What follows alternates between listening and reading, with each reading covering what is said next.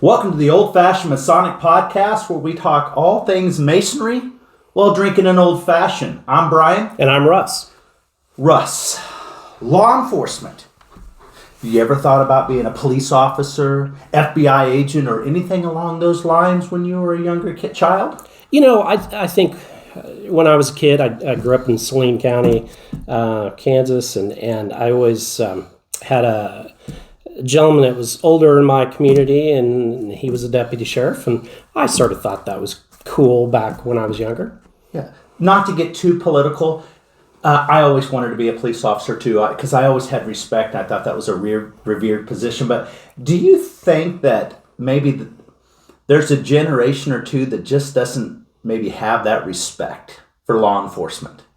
Yeah, without getting too political, I think today we've lost a little something that we need to get back here as far as the respect goes. I think that starts at home with parenting personally. However, one thing that Lester Sir Lynn Ungles always says is, if there were more Masons in the world, there'd be less problems.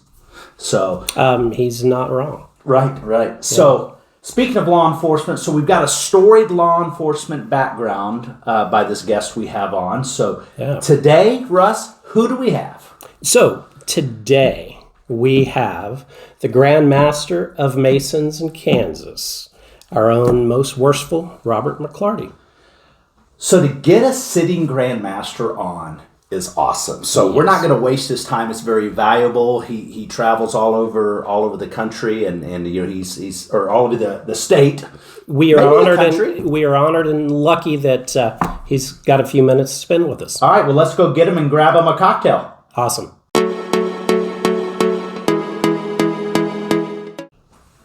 We're back, Russ. What in the world? We have a Grand Master sitting in Grand the Master house. Sitting in the house. You Most do. Worshipful Rob, welcome and thank you we know that a Grand Master schedule is hectic. We talked a little bit before. Yeah. You've got 17 days a week worth of stuff that you've got to get done in 9 hours. You know, it is a non-stop schedule, to be real honest Thankless. with you. Yeah. Thankless. Well, I don't know about that. I actually think if people knew, they'd understand it a little bit better. But the ones that do, and they pick up on different nuances, they absolutely support it. I like it. And appreciate it. So, no, it's all good. Good. So we'll ask the question, have you seen the podcast before? I have. More than one. Yes. Okay, so I'm not going to ask you anymore because people will be like, yeah, nobody else is watching this stuff. So we'd like to know as much or more about the man and not just the Mason. So my question to you, sir, is who is Rob McClarty? You know, I can answer that a wide array of different ways, but I would start out with I'm a Christian. I am a husband to Jana, 36 years.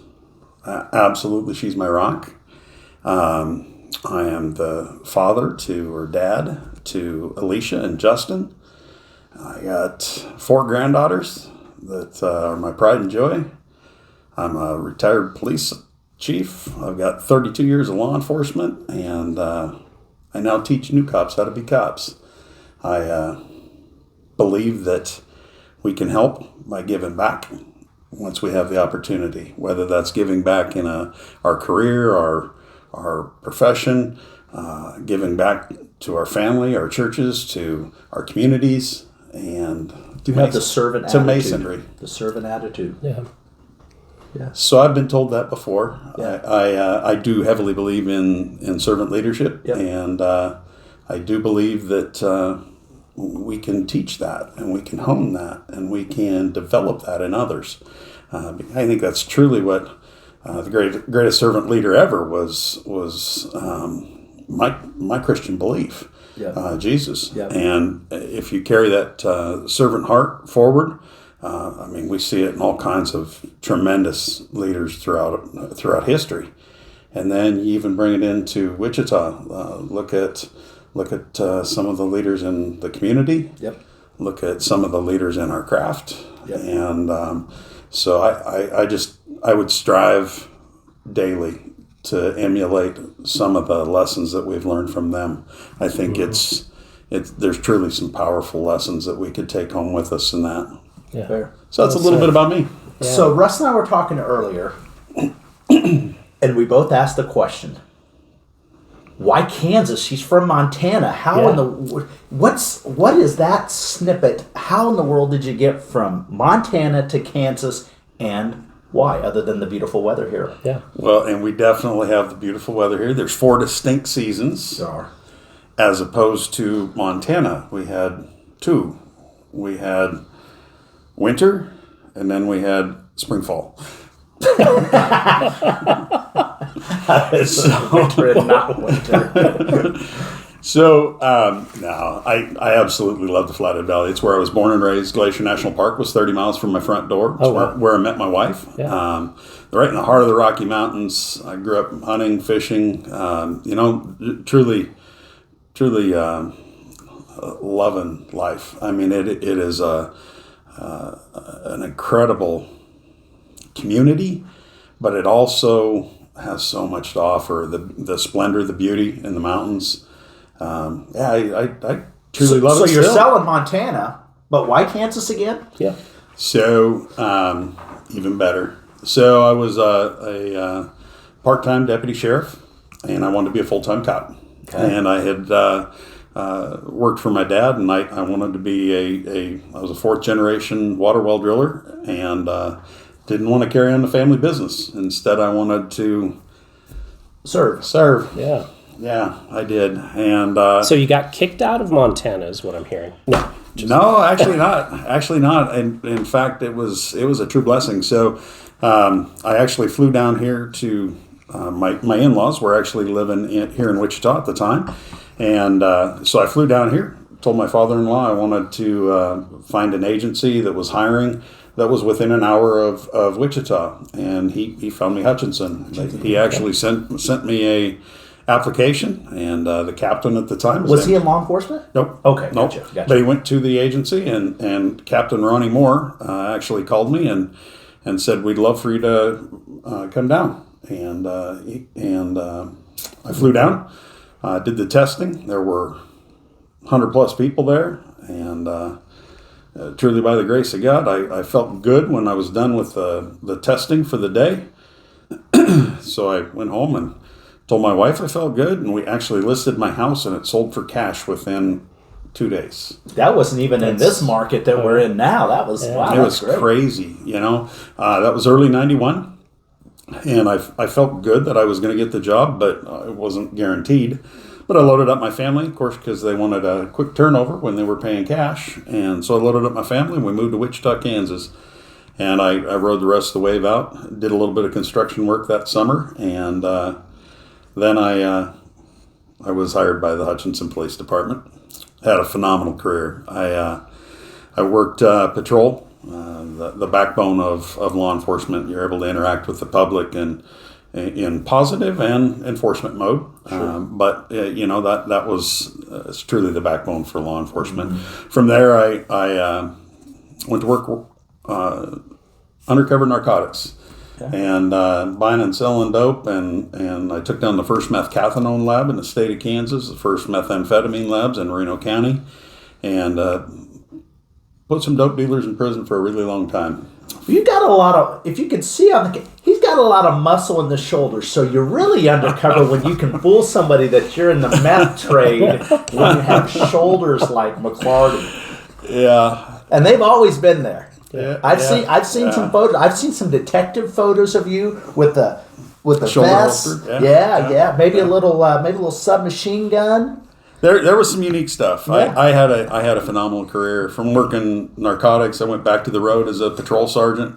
Absolutely loved that because I got to take care of my officers, and that was probably one of my favorite gigs. From there, I went back into detectives, and I worked child abuse and sex crimes for a little over 3 years. Yeah. Okay. My wife's comment was, "That one's changed you. You got to find something different," and it did. Yeah. It genuinely did. A side note: I actually teach new cops how to investigate those crimes now. Anyway, so from there, I went I was promoted out of there and went to our administrative sergeant and training director. I took care of hiring, firing, training, policy, procedure, a little bit of everything for HPD. The chief liked what I was doing, and they promoted me to lieutenant and left me with what I was doing and added a whole bunch more to me, which kind of how that works, right? Right. Yeah. But soon thereafter, I don't know, 7 years, I guess, something like that, of doing that gig, an opportunity presented itself, and I took the police chief position in McPherson. Absolutely love that. That was a great gig. Made a lot of really good things happen, and took good care of my people. At least that's what I've been told, anyway. Well, there's a lot of pub. I don't think I've ever seen a small department have that much social media pub. I mean, there was a lot of stuff with community interaction, and I think that makes the difference. And I think it was probably timely because that was really kind of before this anti-cop sentiment. You know, they have a daughter in law enforcement. Yep. It was pre-2020, and so I think you were kind of building that. Thank goodness that base was built, because it's in our pre-launch of this, we talked about that, and there just seems to be... You have to have that interaction with the public because you're part of the public. And so you have to not only have the support from them, the understanding from them, but also the grace from them at times. Yep. You're part of the community, and if you do it right, everybody understands that. Yep. And that was truly the sentiment that I tried to get across, and I think we did a pretty good job of it. Yep. I left there in 2019. I retired. Most police chiefs don't get that opportunity. Yeah. They leave for other various reasons, Right. and but I actually got to retire, and took a few months off. But what I really wanted to do was go teach. Yeah, that's why I said retired. Yeah, right. I really wanted to go teach, and so I now teach new officers how to be good cops. I'm just a wheel in the cog, though. The people that I work with, they're phenomenal. It's team. They're. If I had anything to say, that's probably one of my greatest blessings right now is the people that I work with day in and day out. Man, they're rock solid. They're the best of the best that I've ever been around, with huge hearts. And I will say the leadership there, they have developed, they have chosen wisely, and I'm just graced every day that I go there, just to be around those people. Nice. I really am. So that's my little bit of my career, my family, a little bit of everything. Yeah. Very cool. Well, from there, that's our segue. You bet. So you are the current Grand Master of the state of Kansas. So what we all want to know is, how did you get there? So tell us your Masonic journey, if you will. How did you find You're going to have to kind of abridge it, because you've got a lot going on. Your Masonic bios. A lot in a short time. Yeah. Yes. So I would agree with that. A lot in a short time. So I had good exposure, but... you were raised in what year? 2012. Okay. He's filled a lot in. Yeah. So, I have. So my assistant chief at the time, Okay. and several of my officers were all Masons, Okay. both in Lindsborg Lodge and in McPherson Lodge. Just really good, rock solid people. And so I started asking about it, just like everyone should. Yeah. And I went to my assistant chief's installation as the master of Lindsborg Lodge, and within a couple months, Mike raised me, and we'll never forget that. I had. It's pretty cool when your officers and everybody else are surrounding you when you're raised, and that is unique. Yeah, it's pretty powerful. And so from there, I immediately started being placed into chairs and placed into positions. Yeah, was working my way through the chairs in Lindsborg, and in 2014, I was graced with the opportunity to go to the FBI National Academy in Quantico, Virginia, slated to go. And so I was attending different lodges and traveling like every good Mason should, right? By then, I'd already become a Scottish Rite Mason, a York Rite Mason, a Shriner, a Noble, a Prophet, a wide array of appendant bodies. And for the experience, for the interaction, for the journey of learning more. And the foundation, just like the backbone for law enforcement is patrol, the foundation for law enforcement is the Blue Lodge. It is. There's absolutely nothing more powerful, more interesting, more supportive of a man on his journey than the Blue Lodge. And I've seen that over and over and over again. However, for people to continue their journey and to learn more and to grow and to expand their own box, Right. and see more, there is more. There's so much more. And You just find that path. You do. It works for you. And it works. Every man's journey is different. Yep. And it's Very much so. it is. And it's what they find that they want. Some stay very tight to their Blue Lodge, and that's great. Yeah. That's absolutely great. But some, like myself, have expanded that horizon. And Which we're going to get into what's sucked you in.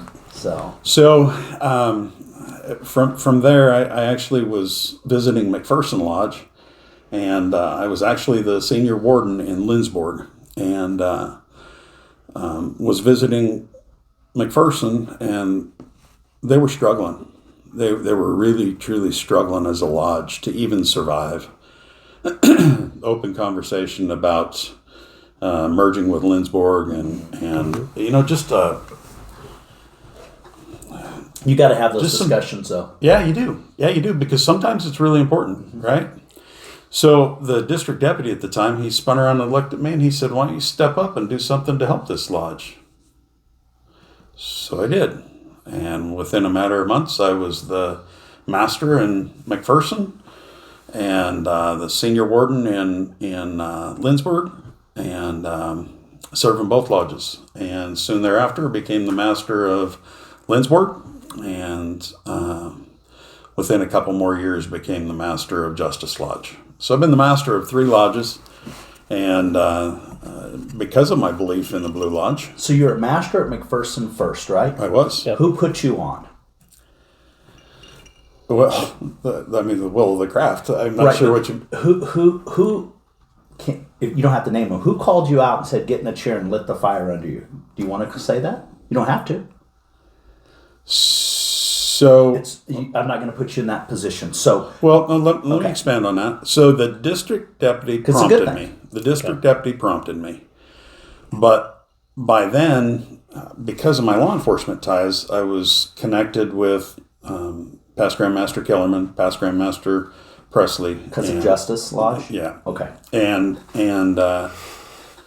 I would say that they had a huge influence on my Okay. Masonic Okay. history. I would say they absolutely were a support network, and I still are today. So Shout out to Cole and Darren. Yeah, They're absolutely. 2 solid guys. I seek them out every time there's an event that I know they're there. I hunt them down. Yeah, to just find them. great. They're So Great your brothers. home lodge is Lindsborg Lodge. My home lodge is, Is yes, it? where I was raised. Yeah, Yep, very good. absolutely. Do you know who else at this table was raised at Lindsborg Lodge? Well, really now? Russ. So, Russ, I am pretty excited about that. yes, I was raised Master Mason in McPherson Lodge Yes, for Lindsborg Lodge, and Lindsborg Lodge was my home lodge. that's fantastic. Yes. I did not know that. Yep, Yeah, Clifford that's great. Johnson was Yeah. like my grandpa, and my uncle, of course, was Mason, and so Smolin is where I grew up in that community, full of Masons, and but Clifford, he is near and dear to my heart. So Yeah, absolutely. So I've had a couple events in Lindsborg because of that. Yes. And there's more to come. good, Yeah. good. So, I didn't know if you knew that tidbit. I did about not, but I Russ. think that's great. So in Lindsborg, then, who was master the year that they said, now it's time for you to get in a chair? So do you Oh, remember? my assistant chief, he chucked Okay. me right in one. Okay. And I mean, literally, I was raised in within a matter of 2 months, 3 months. Yep. Once I started to learn a little bit of the work, Yep. they were using me to fill positions. Yeah, voluntold. Yeah, voluntold. And I mean, that's how you grow. Oh, right? yeah. Yeah. It is how you learn. We all, in some weird ways, I always joke about tricked, but we all have been voluntold into a position in some aspect of our life that it's really been beneficial. It's almost like it's that heavy nudge, the swift kick in the ass, whatever you want to call it, to say, all right, because they're not going to put you in a position to fail. They're like, I see something in you, go. Yeah. And I think that a lot of times we do a good job in Masonry, but there's other times that we're pushing our buddies and our pals. We had a conversation on a previous podcast with Chris Collins about picking your lines and whatnot, and you don't put your boys on the line. Mm-hmm. You put the guys on the line that are going to accomplish the mission and understand it's not your boys and your pals, right? Yeah. If they happen to become your boys and your buddies and your pals, that's a bonus. It's like parenting. I parent to parent, not to be a friend. Yep. But now I have young adult friends. Right. Yeah, absolutely. Right? Yeah. And so I think that's important. So let me jump to the shrine. Okay. Did you ever get active in the shrine much? Listen, you've done so many other things. I'm just asking, and why or why not if you didn't? So, fair question, but I would say not as much as I should. No, or could. Should is different than could. Not as much as. So I believe in what the shrine does. So that's why I say should. Okay. That I believe in the shrine's mission, the support for the Mason, the family feeling of the shrine, but also for the kids. Yeah. And, even as recent as last week, I heard 3 of the kids talk, and it was I heard about that meeting. Phenomenal. And in fact, Doc Rinsner was here and said, you guys weren't at the meeting. It was unbelievable. It was an outstanding meeting. It really was. Well, he was highly complimentary about how you held that entire audience. So, but I don't know about that, but hey, I hope that answers your question. You can't refute it because a past potentate, Dr. Rinsner said it happened, so it happened. There you go. So you held your own. So to answer your question, probably not as much as I should. Okay. Very supportive. Very much believe in the mission, but no, there's only so much time in it. Absolutely. There is. And we all get that lesson when we first come into Masonry. Young and you have time. Our time. I do. Yeah. I do. Yeah. So I will say, not yet. But waiting. Soon. So not yet. I've sat as the master in everybody for Scottish Rite. I've sat in the master and for everybody in the York Rite. I was a charter member of a grotto. Me too. The same one together. We were. I think we left at the same time. We did. I'm still a member of the grotto. just a different one now. Yeah, Ankar, right? But, Kansas City area. Yeah. And so I've filled a few roles in a few different appendant bodies. So I'll say not yet. Okay. Yeah, that's fair. So, question for you: as a master of a lodge. What was an accomplishment that you're very proud of that you'd like to share? You have to single it out. Yep. It's going to be a tough question. Wow, that is a tough question. It is. Yeah. We've asked the question before. Narrow it down. So I would say, wow, there's several different things, but I would say being able to help put the people in place to have McPherson not only turn around from so guys, it was on a map with a circle and a square. It was a defunct lodge. It was done. It is what it is. And to be able to help turn that to what it is today. Yeah. Man, that's pretty big. That's a dynamite. That's pretty big. Yeah. And it's solely so from day one in.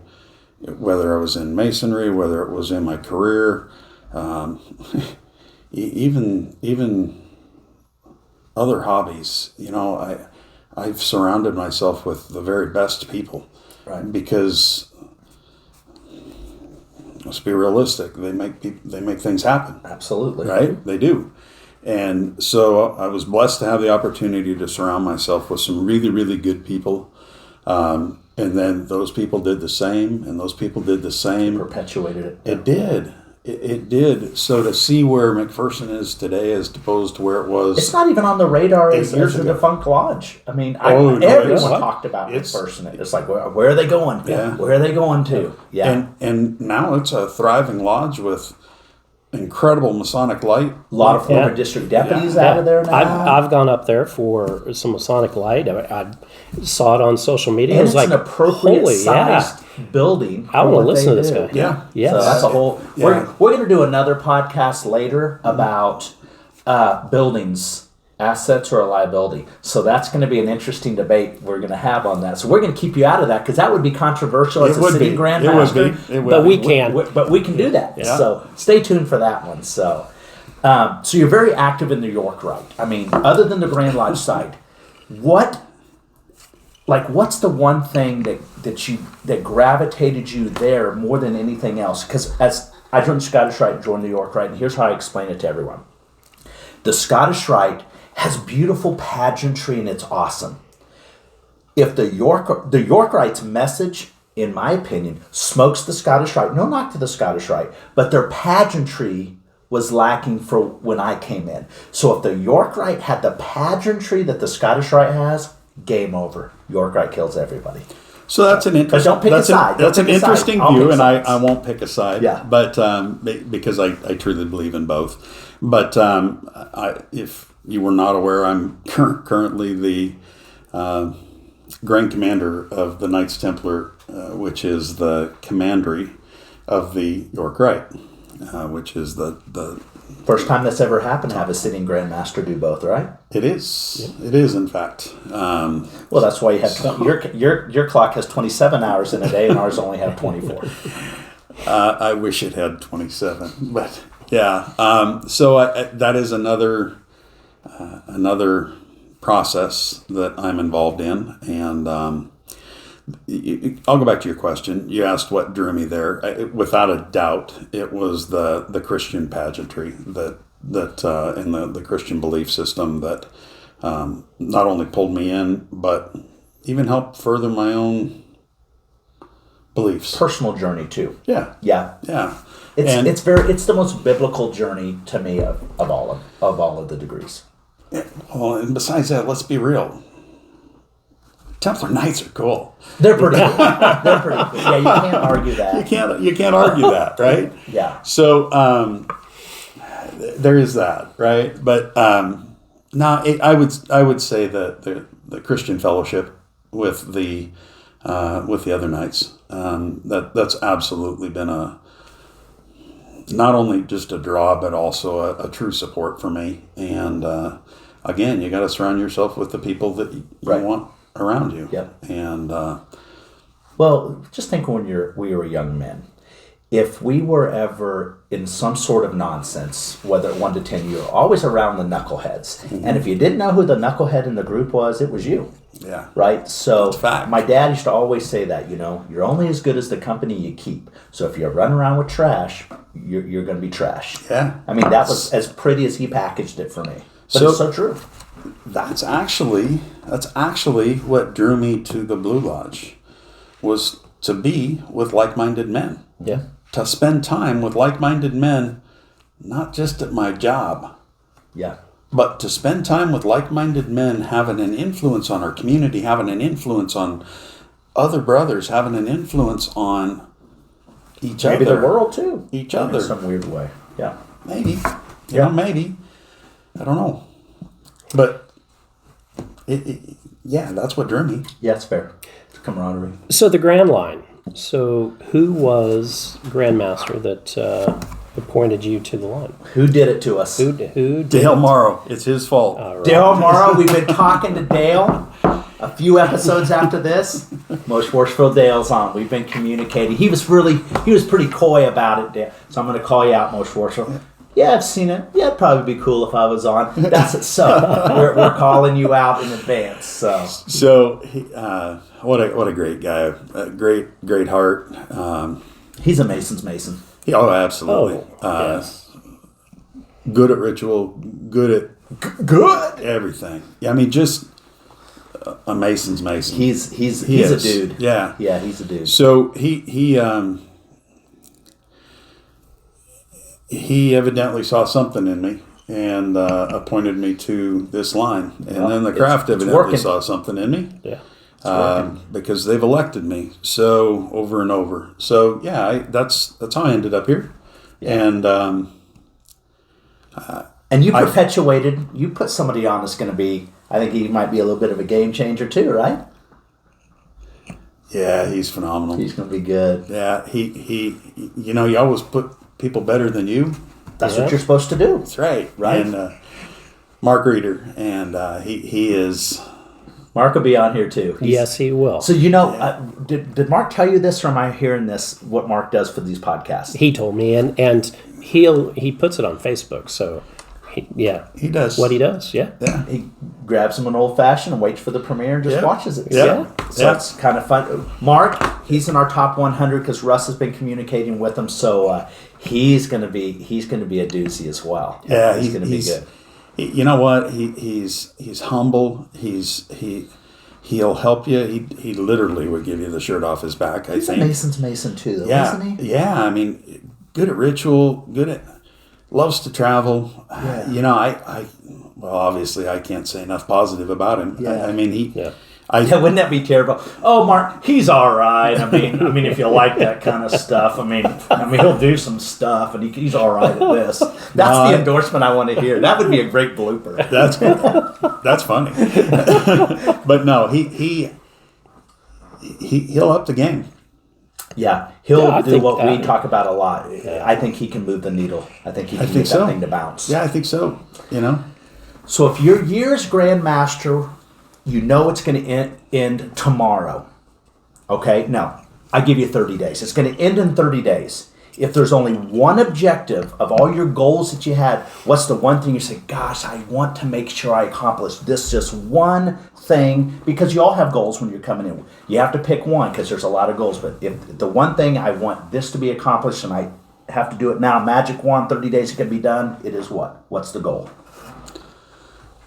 To continue to improve and there's numerous terms that I could use here. The effectiveness, the efficiency, the leadership, pick the word for the COA. If I can leave it even just one little needle move above where I got it. Okay. Because we are functioning incredibly well. Chris Collins just mentioned this about the... And so if I had one thing that I could, it'd be even up the game. Okay. You know, even make it more. Okay. And but isn't that putting the right people like in the lines to... Isn't that part of the deal? It's what it's for. Okay. It's what it's for. Yeah. My Egos perception aside, right? is Yeah. today, the COA, they work as a team. It's a unit. And Yep. it's a unit. And in the past, it seemed like maybe it was very segmented. It was just, each man for themselves. And it seems like in the last several years, that has changed. It's become more fluid. Yeah. Well, I won't comment on the past because the past is behind us. It's history. Yep. Fair. But what I will comment on is under the Council of Administration today and where I see it going, Masonry's in great hands. Yeah. Not because of me. It's because of the next people. Yeah. It's The people before as well that got all these other people on the COA. So, yeah. It's all the pieces as they fit together, because that's part of it. Yeah. You're right. It has to be a working group, a working unit that makes Masonry better. And the craft gave us a mission. The craft gave us a strategic plan. They gave us a vision, a mission, and a strategic plan to make it happen. And then they told us, make this happen. Make this happen. And if the craft is telling us to make this happen, hold lodges accountable, hold people accountable, make Masonry better, right. That's what you got to do. Right. You were elected into that position to serve them. Absolutely. Right. Absolutely. I think at times, I'm just going to say Masonry in general, not Grand Lodge. Masonry in general, at times I think that the collective, we forget that. You were elected, we'll go into real politics, but stick with Masonry. You're elected to do a job by your constituents. Do that job. That's what they've given. It's a little different in Masonry because you are given it's a written plan. It's your 2030. You're given a written plan. Follow the plan. You've got bylaws. Yep. You've got landmarks. Yep. You have a strategic plan, and you have the Council of Administration that's supposed to make that happen. Each individual lodge is sovereign and can pick their own members and can and they govern themselves and unless something big happens. Yeah. Right? Until they can no longer do it. And so if we can use the tools of the KMF, if we can use the tools of RITCOM, if we can use the tools of the Communications Committee, if we can use the Membership Committee, if we can use and put all those tools together and make lodges better, and we've upped the game. Fair. So now that's not going to tell you that we're not going to lose lodges. Okay. Because there's more lodges that are going to close their doors. It's inevitable. Right. There's more lodges that are gonna consolidate with other lodges. And in most of those cases, that's better for the Mason. Yeah. If they're to that point, it's better for their individual Masons because then the Masons have a chance to grow again. Yeah. We're always supposed to make our decisions or our votes in the best interest of the fraternity, not the best interest of the building or a master. Right. Absolutely. We're always told, without giving away a lot, vote in the best interest of us, guys. Yeah. Communities do die. Some die. Some just, they will wilter, but then just come back. But sometimes you have to call it. And I think sometimes our Masonic lodges don't always call it at the right time. And they think a building is Masonry. Yeah, and it's not. It's not at all. So with that, question that we ask a lot of people that sit in that chair, why do you think that gentlemen aren't joining Freemasonry like they used to? What's your opinion on that? Time. Okay. Time and value. If Perceived value. Yeah, absolutely. Yeah. So time. So everybody's time is tight. Everybody's time is spoken for. Everybody's time. 2-income households a lot too. It is. Yeah. And so for us to bring those new Masons in, we have to show them value. Yeah. There has to be value for them. Some of that value is their ability to give back to their community. Some of it is their own journey. Some of it is what they can gain from it. Fair. So it's that value. And every Mason's journey is different. We've already talked about that. But if we don't find value in the lodge and they don't find value in something else, an appendant body or whatever that looks like for them, not only are they not going to remain a Mason, but they'll tell their friends. Mm-hmm. And we won't have that pool. Right. We know how it is. A customer that's had a great experience, they don't tell many people. Customers had a bad, they tell 10. Right. It's true. Yeah. It is. I think we forget that. Masons, if you're watching that, if you've delivered a bad experience in lodge to any Mason, especially a newer, you might have just cost us 10. That's absolutely a good way to look at it, It's powerful. There are times where, if you think back, Russ and I are pretty straight shooters, and there are times where, probably, I didn't want that guy, I knew it well, but would one of his 10 friends been all right? Yeah. So, but that's a good... Yeah. Okay, so you mentioned earlier you're one of the instructors at a law enforcement training center. Okay, you have 2 openings for 2 random positions. You've got to pick Russ to fill one of those positions and Big Daddy over here to fill the other. What does Russ do, and what job do I get? Even though, just pretend like they're not filled. Well, let's Go see. easy on me, because I can see it coming. Be my friend today. I'm going to say communications. Okay. Verbal communications. Okay. And I'll say technical improvement into investigations. Why does he get the cool job? Oh, no. We communicate with people every day. That's true. That's true. That's the biggest element in our job. So it's a more important position? Well, I think they're both independently of value. See what he just did? Now he's backpedaling because he gave us a trash job. Appreciate you, Most Worshipful. Now, for the most important question of the podcast, one must go. One must go forever. It was never invented. So if you look up on the screen, we're going to talk TV detectives. Yes. So you've got the beautiful Cagney and Lacey. You've got Columbo. A lot of you folks don't know Columbo. Miami Vice and Starsky and Hutch. One of these sets of TV detectives has to go forever. The show was never created. Who is it and why? So that's actually a really tough question because you have different eras. Yeah. You have different influences. This is, we know this job here. See, you guys actually did. This was actually really good, huh? So I would actually say, I'd actually say Columbo. Okay.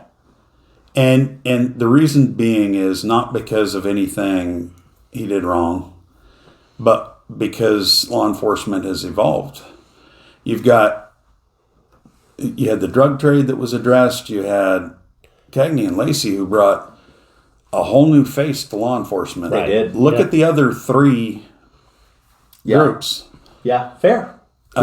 Starsky and Hutch had a cool car. They did. Yeah. They did. Do you know who Russ was going to... Who do you think Russ says they have to go forever? Starsky and Hutch. No. Really? Miami Vice. And I was so offended I said Starsky and Hutch. But So tell me why. it's just the age difference because basically I didn't watch them. About I 4 watched years the difference, I yeah. watched the other 3. Yeah. Miami Vice was not something that I watched, so it was more of So I've actually the music got to of admit Miami I've Vice. watched them all. Yeah, it's Oh, iconic. The music and the it's cars, iconic. and I have every It's iconic. VHS tape in there of every season. No, so that's a little weird. Towards the end of Miami Vice, it might have got a little out there. Yeah, it really because did. they were trying to Yeah, pitch it together. But Yeah. God, the music. it was iconic. It was It really great. was. It was It great. really was. What all of those have that are a benefit to what is seen on TV today Okay. is there's not as much fake law enforcement. In these. Yeah. Okay, so you As thought that they were much. pretty authentic-ish? No, but they're not as fake. Over the top. Over Okay. the top. Fake. Okay, Yeah. I like it. You saw now A lot of undercover work in that. and all of them. Yeah. Well, not so much. Not so Columbo. much Columbo, yeah. But just a different. It's what people saw on TV during our era. Yeah. And that all influenced law enforcement. It really did. Now, did it influence it positive or negative? Well, isn't that a matter of perception? For everybody. Yeah. So some of it was good, Yeah. some not so much. Well, I'm glad that I got you thinking on this one. When we put these together, we really have to think about who's on and how do we stump them. And so Russ got a sneak peek earlier. He was a little wide-eyed. He's like, all right, I don't know what you're coming up with, but I like it. So Columbo was a great detective, and he liked the gotcha. Yeah. But I think it evolved. So Yeah, it's fair. that's where I would go. Yeah, Columbo's got to go. I'm indifferent. Russ was wrong. So that's all we have. So thanks There for we go. watching the Old-Fashioned Masonic Podcast. Cheers. Thanks Thank for you, Most Cheers, Worshipful, taking the for time. joining. Thank Cheers. you. Cheers.